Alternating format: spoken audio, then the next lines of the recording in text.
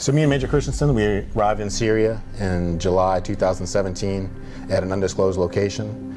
We ended up being moved later on to another undisclosed location. Major Christensen ended up integrating with the medevac team, and we also sent to two separate locations. One was a schoolhouse in Syria, and one was another camp in Syria.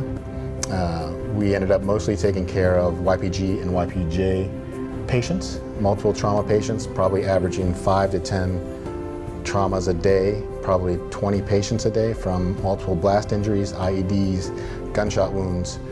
Major Christensen also, being part of the TCCET team, also transported patients to multiple locations during that time.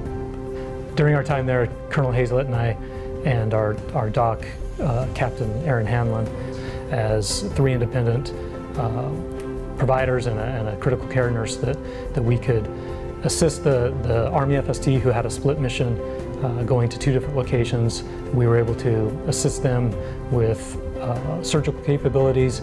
We were also able to assist with emergency care and emergency nursing care. So we were the first TCCET team into that strategic location. So we, in addition to 1st Air Force team into that location, we were also augmenting care. So not only did our mission, we did the TCCET team, we did the TCCET mission, we also augmented the FST and helped with coalition patients all during this time. So basically we were the first. It was a hostile work environment, and the unknown was constantly the overwhelming situation. You just everything was unscripted, and you just never know what was going to come in next. And it was a great experience. Yeah, it was a 24/7 operation, so we would have patients all day long, day in and day out. The Bonze Star means to me it's something very special. It is acknowledgement of what we did.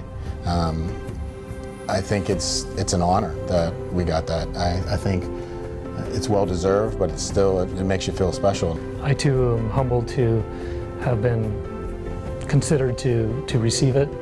I see the portraits on the wall of those before us that have received it, and to be recognized for that is a great honor.